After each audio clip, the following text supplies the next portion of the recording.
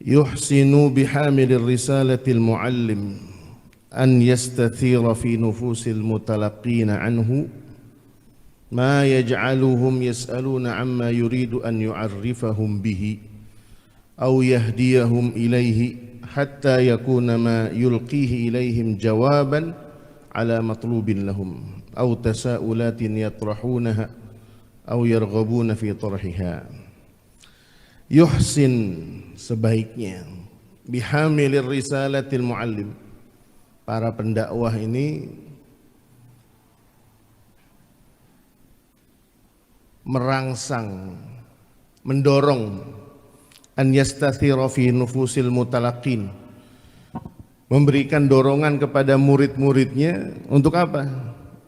Ma yaj'aluhum yas'aluna amma yuridu an yu'arrifahum, bikin orang penasaran dari apa yang ingin mereka ketahui. Kalau orang minta makan sama kita, kita sediain, kira-kira girang apa enggak?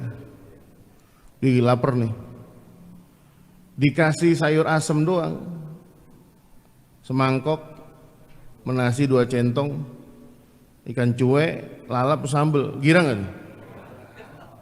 Apalagi dikasih nasi padang pakai tunjang. Orang ketika minta kepada kita butuh, kemudian kita kasih, pasti akan berkesan. Tetapi ketika orang kenyang, kita jejelin, tuh nasi padang juga gak bakalan colek. Paling dia nanya, Ustaz saya bungkus aja ya. Bener gak? Seorang muallim, seorang guru, dia harus bisa bagaimana caranya bikin orang itu bertanya. Dan ini adalah metode di dalam dakwah atau di dalam proses memberikan pengajaran dalam dakwah itu, tidak terus kemudian datang dari guru turun ke bawah ngajarin. Tetapi juga ada metode bertanya dulu, dari murid bertanya. Biasanya begini, orang kalau ngaji fikih kan ada urutannya Pak ya. Kita kalau ngaji fikih bab pertamanya apa dulu? Toharoh. Yang paling kecil itu dulu apa? Tentang air, kan gitu. Di tengah perjalanan nih orang lagi ngaji masih ngurusin misalnya tentang sholat, tentang zakat. Lagi ngaji tiba-tiba dia ada urusan penting di keluarganya terkait masalah faraid. Apa faraid? Warisan. Kata dia, ini kalau nunggu kiai nyampe bab al-mawaris lama juga nyampenya nih. Nggak tahu ketemu umur apa kagak nih. Tapi dia kemudian bertanya kepada gurunya, datang di luar majelis, datang ke rumah gurunya, dibawa ikan gurame 2 dipesmolin, ya kan? Ayam bekakak 1. Nanya, serius nih orang nanya, Kiai mohon izin nih Kiai, orang tua belum lama meninggal, begini. Tapi dia kebutuhan mendesak, mempertanyakan satu ilmu yang dimana dia butuh saat itu. Dan ini adalah suatu hal yang biasa dalam dakwah. Oleh karenanya para dai itu dia seharusnya siap untuk menerima pertanyaan. Cuma yang harus ditanamkan oleh para dai itu adalah tidak semua pertanyaan itu harus bisa dijawab. Dan ini bahaya. Kalau seorang dai, kan dai levelnya lain-lain Pak. Makanya saya pernah cerita dulu, saya pernah duduk samping Ustadz, ya mohon izin, mungkin beliau mainnya kurang jauh. Waktu tahun 2000 berapa itu, kasus di Monas, waktu itu FPI berantem sama Ahmadiyah. Tahun berapa saya lupa tuh, 2006, 2007 gitu. Ini Ustadz di samping saya tiba-tiba nyeletuk begini, Ustadz Atik, oh kacau ya, pokoknya Ahmadiyah itu sesat luar biasa. Di prinsip ini saya setuju, saya bilang benar Ustadz, emang bahaya juga nih Ahmadiyah. Di Indonesia banyak banget, dulu saya mondok di Kuningan, saya bilang gitu. Di samping pesantren saya ada markasnya Ahmadiyah di Manislor. Oh begitu, iya. Dia nyaut lagi nih, emang yang kalau belakangnya Yahya emang sesat. Maksudnya saya bilang gitu, Ahmadiyah, Muhammadiyah. Wah, kok jadi kesimpulannya bahaya juga loh. Ahmadiyah, Muhammadiyah. Saya candain, kalau At-Tahiriyah gimana? Oh iya ya. Asyafiyah? Nah iya ya. Berarti bukan itu Ustaz kaidahnya. Jangan semua yang berbau Yahya ini semuanya sesat. Iya kan? Oh iya, berarti saya bukan bersalah. Salah. Kaidahnya apa? Ya kaidahnya itu kita pelajarin dulu. Sesatnya di mana? Saya bilang begitu. Nah ini kan bahaya Pak. Ketika Ustadz memiliki, mohon izin, mohon maaf, barangkali sakofah pengetahuannya terbatas. Sekelas Al-Imam Malik rahimahullahu ta'ala. Imam Malik nih, gurunya Imam Syafi'i. Dan tidak ada orang yang berani berfatwa di Madinah selagi Imam Malik la yufti ahadun fil madinati wa ibnu Anas mawjud. Ada Malik bin Anas, maksudnya Imam Malik itu masih hidup, nggak ada yang berani berfatwa. Kalau dulu zaman tabi'in, Abdullah bin Abbas, sahabat ditanya, Abdullah bin Abbas ada nggak? Lagi musafir nggak? Oh enggak, ada di rumahnya. Udah dia tanya, nggak ada yang berani. Saking pemahamannya lebih kuat. Kita juga sama. Saya sering menolak kalau ada jamaah datang konsultasi ke saya. Apalagi yang dikonsultasikan itu lebih berat daripada usia saya. Ya kan kita masih muda, ini 25 tahun. Salah ya, nggak ada yang percaya nih. Kita masih muda. Ini jamaah datang, mohon maaf nih, udah ngkong-ngkong, udah punya cucu. Curhat soal asmara, kan kebalik ya. Ngkong-ngkong curhat soal asmara, saya bilang. Saya bilang, Pak Haji, ini sebelum diterusin, saya bilang, sebelum kopi saya keluar nih. Gak apa-apa deh tuh, pisang goreng udah keluar duluan sama aku. Kenapa Ustaz? Bisa gak ke rumah Kiai Maskuri aja dah? Ya saya segen kalau beliau. Kalau maksud kan enak. Iya kalau saya mudaan kan enak. Emang Pak Haji ngomong enak sama saya karena saya masih muda. Tapi saya jawabnya bingung. Ini yang konsultasi engkong-engkong, saya bilang gitu. Begitu Pak. Jadi kadang kita yang masih muda aja masih merasa ada persoalan yang tidak selayaknya kita jawab. Soal rumah tangga barangkali ada yang lebih mengerti. Di lingkungan saya banyak kiai-kiai senior yang layak dijadikan rujukan di dalam persoalan. Al-Imam Malik rahimahullah pernah didatangi oleh seorang Arab dari luar Madinah. Diutus sengaja sama orang kampungnya, membawa 100 pertanyaan soal fikih. 100. Imam Malik nih kelasnya udah lain. Dijawab satu, jawab semua. Ini soalnya. Imam Malik. Kalau kita 100 pertanyaan sebulan baru kelar. Ntar deh Pak, saya kirimin emailnya aja jawabannya. Subhanallah. Sampai nomor 99 selesai dijawab, ada nomor terakhir yang Imam Malik gak bisa jawab. Kata Imam Malik, amma hadza fala adri. Ini yang nomor 100, pertanyaan ini saya nggak tahu jawabannya. Amma hadza fala adri. Kalau yang ini saya kagak tahu. Padahal Imam Malik tahu kadar dirinya dia. Ini saya yang ini kagak tahu nih, mentok nih saya nih. Ini orang, nih jamaah kagak ada toleransinya. Dia ngerasa yang di depan dia nih imam. Udah bukan ustadz kelas RT lagi nih, imam. Kata dia protes, ente yang dibilang imam kok gak bisa jawab? Gimana? Beliau lebih ngegas lagi, kata, ya hada, fulan, man qala la adri faqad afta. Orang yang sudah bilang mengatakan saya nggak tahu, itu udah fatwanya dia. Jadi satu sisi jamaah juga jangan memaksa. Kalau ada seorang dai, seorang ustadz, barangkali latar belakangnya berbeda-beda. Ketika ditanya soal hukum, dia mengatakan, mohon maaf Pak, kalau soal ini saya kurang paham.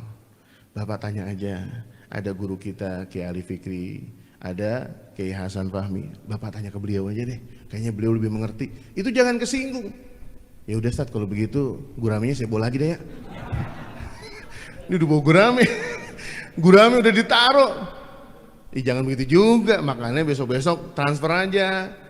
Iya, gurame. Gimana caranya gurame udah ditaruh? Ustaz paroin dah gurame atuh.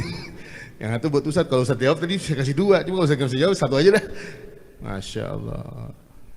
Jadi satu sisi, dari sisi guru, dari sisi dai, itu harus memiliki keberanian. Bukan dalam menjawab, tetapi dalam mengatakan saya tidak tahu. Ini kadang ada ustadz yang modelnya gengsi. Gengsi. Gengsi. Dipanggil ustadz, panggil kiai, muallim, panggil guru. Waduh, berat. Berat. Mental itu berat. Mengatakan tidak tahu itu adalah kadang ada gengsinya. Tetapi ketika seorang al-alim ar-rabbani, dia tahu kadar dirinya, dia mengatakan fala adri, saya nggak tahu. Dan itu banyak dilalui oleh para a'immah. Al-Imam Asy-Syafi'i pernah mengatakan saya nggak tahu. Saya nggak tahu. Tawakuf. Kenapa?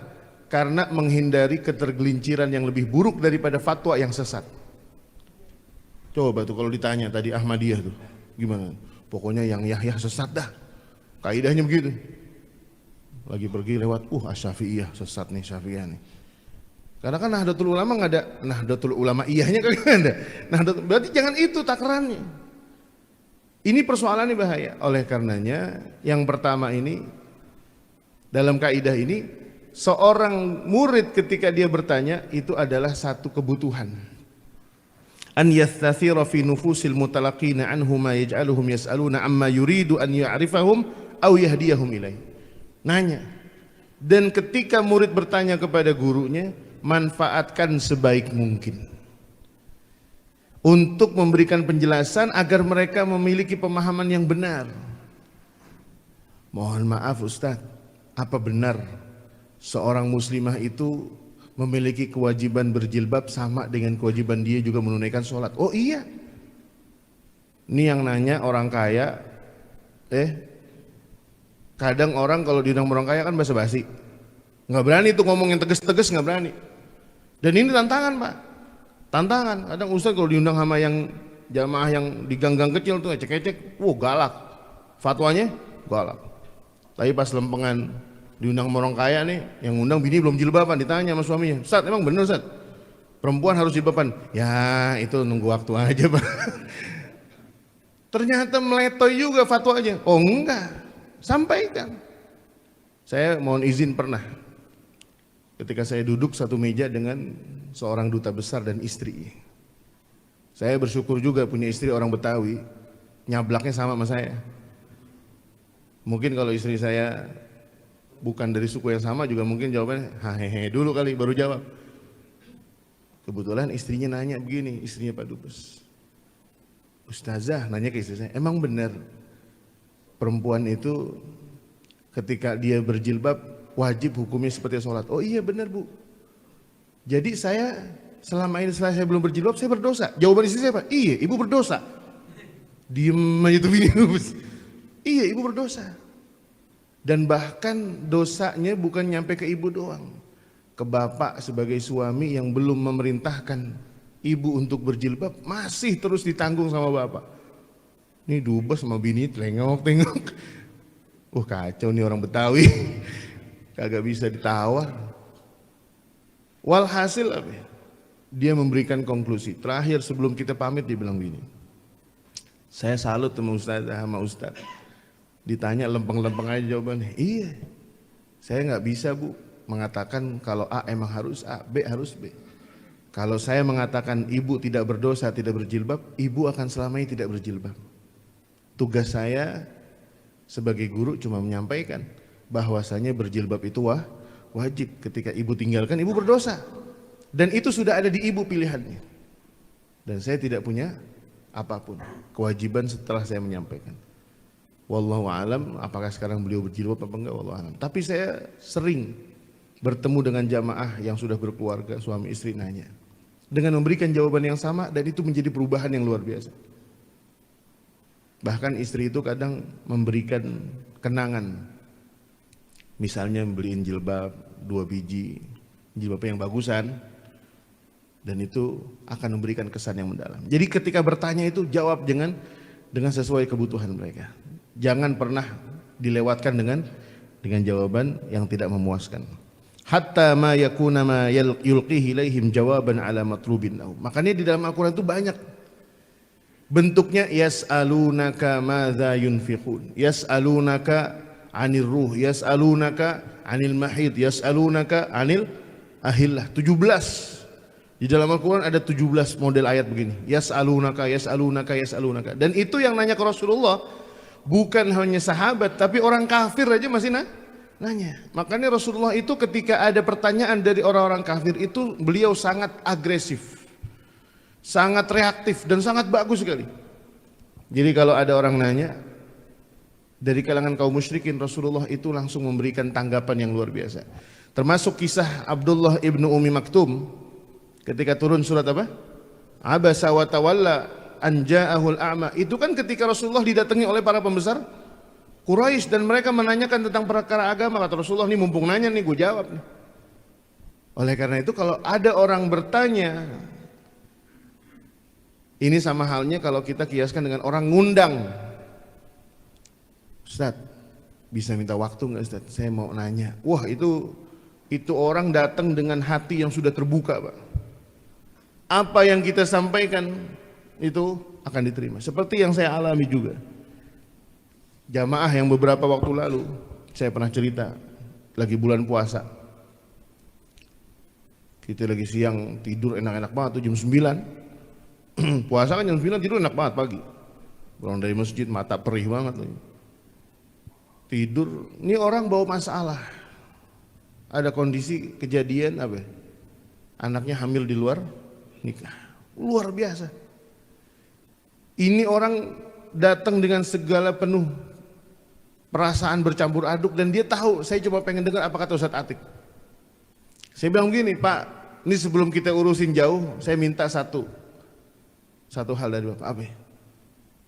Setelah ini bisa enggak Bapak saya lihat sering di Masjid Darussalam, di rumah saya tuh, SMA 46. Bisa Ustaz? Siap.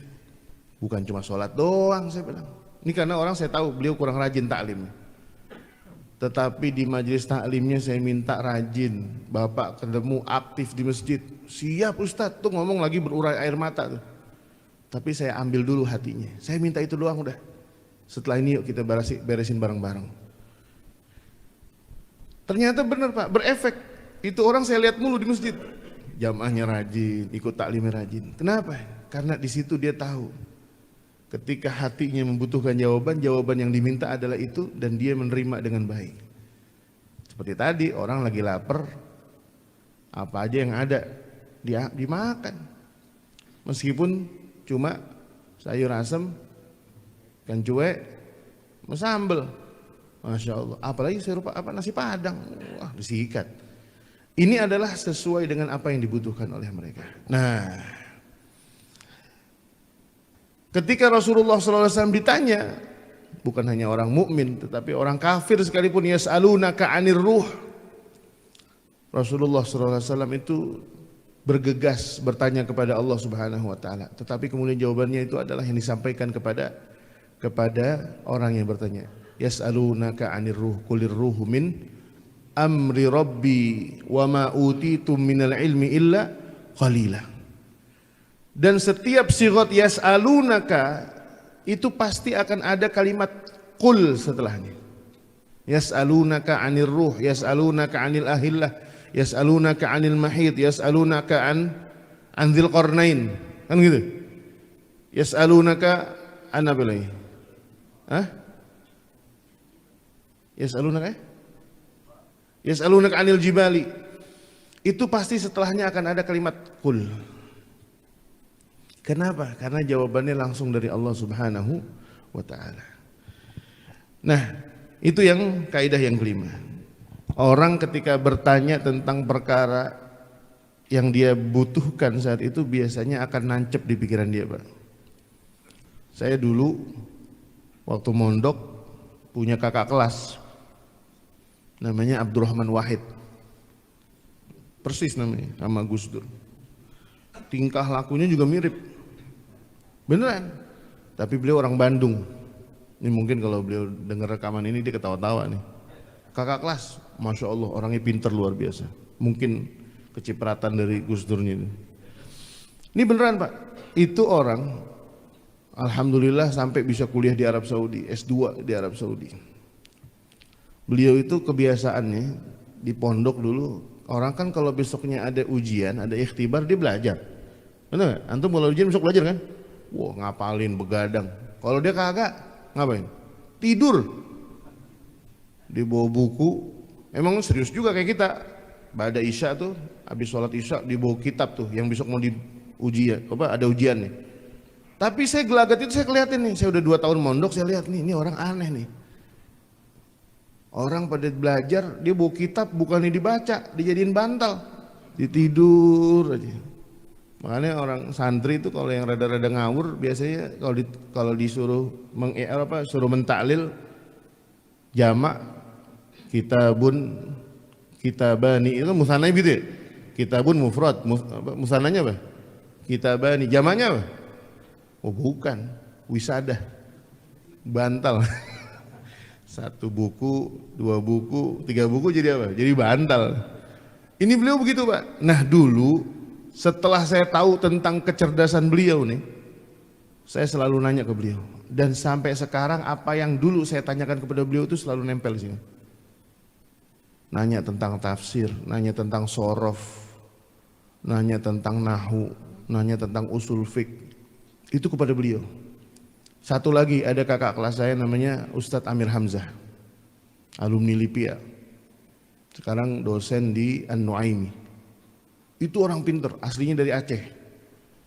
Sama Pak, ketika kita datang kepada seseorang untuk bertanya, itu biasanya otak dan pikiran kita sudah siap menerima apa yang diberikan. Kalau jawabannya benar, alhamdulillah, fabiha wa ni'mat. Tapi kalau jawabannya sesat, ya sesat. Akan jadi seperti itu. Misalnya nih, Bapak jalan satu tempat, nyasar. Pak, saya mau ke jalan Haji Mursid. Nih Pak, Bapak lurus aja nih Pak ya. Setengah kilo, ntar ada pohon asem ke kanan Pak. Padahal tuh jalan salah. Belok kanan, lempeng, sampai ketemu ke tukang toprak, belok kiri Pak. Dah tuh nyampe jalan Haji Mursid. Padahal salah. Di jalan aja. Dia nerima dengan pikiran yang tadi segitu luasnya di pikiran. Terima. Sampai di tempat kok nih kali. Kenapa? Karena bisa jadi orang memberikan jawaban salah. Tapi ketika dia memberikan jawaban yang benar, bahkan dia tidak tahu sekalipun nih yang ditanya, Pak mau ke jalan Haji Mursid? Saya nggak tahu Pak, saya juga pun orang sini.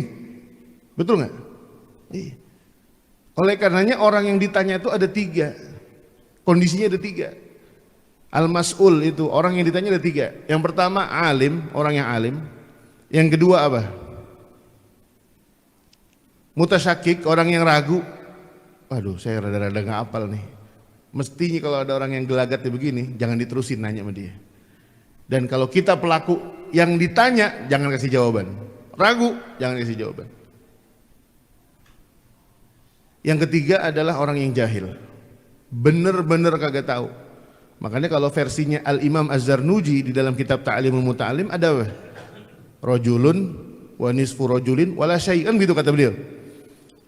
Kalau kata Imam Az-Zarnuji dalam kitab Ta'limul Muta'alim, orang itu ada 3 kemungkinan. Dan ini ketika kita mau bertanya, beristisyarah kepada orang ini ada 3 kemungkinan. Yang pertama apa? Rajulun. Seseorang, ya bilang bahasa beliau rajul, emang layak ditanya. Ditanya layak, jawabannya harus diambil. Ini dari orang yang ngerti. Wa nisfu rajulin. Nisfu rajulin apa maksud beliau? Yang pertama, orangnya layak ditanya, tapi jawabannya nggak perlu diambil. Sekedar buat basa-basi aja. Yang ketiga, wala syai'. Ini orang nggak layak ditanya. Kalau kita tanya ke dia, jawabannya amburadul. Urusan kita berantakan, jangan diambil. Nah ini 3. Oleh karenanya kalau kita sebagai orang yang ditanya tidak tahu, jangan kemudian mencoba-coba. Ini kadang ada orang yang ditanya begini Pak, dia sok-sokan pengen terlihat seperti orang alim, ditanya persoalan fikih, jawabannya apa? Setahu saya nih permasalahannya khilaf Pak di kalangan ulama, semua dikhilafin. Semuanya khilaf ulama Pak. Ini ulama berbeda pendapat, berbeda pendapat. Ini saya dulu punya cerita nih. Saya punya teman dulu kuliah fikih muqaron, orang Arab. Minggu sebelumnya dia kagak datang. Dia kagak datang. Pas minggu ini dia datang. Otomatis kan dia kagak tahu yang minggu kemarin diajarin apa. Ini tiba-tiba kita punya dosen nanya, fulan dia tahu nih minggu kemarin dia kagak datang. Ma jawabuka an mas'alati hadza. Ini ada persoalan tentang zakatul huli. Zakatul huli itu apa? Ada yang tahu enggak zakatul huli? Zakatnya perhiasan. Ini anak karena dia tahu itu mata pelajarannya fikih muqaron. Nah, yang namanya fikih muqaron kan ada perbedaan pendapat, Pak. Dia main jawab-jawab aja. Nah, ya Syekh, fihi qaulan. Ada 2 pendapat. Padahal kita bahas minggu lalu itu ada 3 pendapat. Dia main jawab-jawab aja. Kata dia, yang jelas fikih muqaron itu pasti beda pendapat. Minimal 2. Ini syekhnya diem aja nih, ngetes dulu deh. Coba, qaul yang pertama apa? Qaul yang pertama mengatakan wajib. Qaul yang kedua mengatakan tidak wajib. Udah itu doang, udah. Kata dia ketawa. Ini tandanya ente pinter tapi blow on. Kenapa? Kalau ente baca tuh kitab ada 3 pendapat. Ini tandanya apa? Kadang kita itu suka menjerumuskan diri kita sendiri dengan jawaban-jawaban yang konyol. Dan ini pentingnya luar biasa. Kalau kita nggak tahu, jawab nggak tahu. Jangan coba-coba. Dan kita tanggalkan diri kita sebagai para dai, ustadz, meskipun kita dipandang. Dan itu insya Allah tidak akan menjatuhkan muruah kita. Tidak akan menjatuhkan harga diri kita. Dan kita sebagai jamaah juga harus lapang dada. Kalau guru kita mengatakan, waduh, aneh persoalan ini aneh kagak tahu nih. Antum tanya ke guru yang lain deh. Aneh rada-rada lupa nih soal ini, aneh takut salah. Itu kita sebagai murid jangan kecewa. PS mall udah 2, gua awalin kagak jawab, gimana sih kiai dah. Jangan Pak. Kita sebagai murid harus punya lapang dada. Dan itu sudah menjadi kebiasaan dari para sahabat. Ketika sahabat ditanya begini, sahabat tanya begini, tabiin juga sama begini. Ditanya nggak tahu, dia bilang apa? Coba ente tanya ke fulan, aneh nggak tahu soal ini. Sampai ujung-ujungnya dulu kalau zaman sahabat itu adalah ketemu antara 3 orang. Abdullah ibnu Abbas, kalau enggak Abdullah ibnu Umar. Satu lagi ada Abdullah ibnu Amr bin As. 3 orang ini ditanya. Masih muda-muda, dulu zamannya. Para sahabat udah banyak yang meninggal. Tinggal sahabat-sahabat yang dulunya di zaman Rasulullah adalah sahabat muda, junior, tetapi umurnya masih ada, ketemu dengan zaman tabiin. Kalau ditanya mereka jawabannya selalu merujuk ke 3 orang ini. Nah, ini penting, Pak.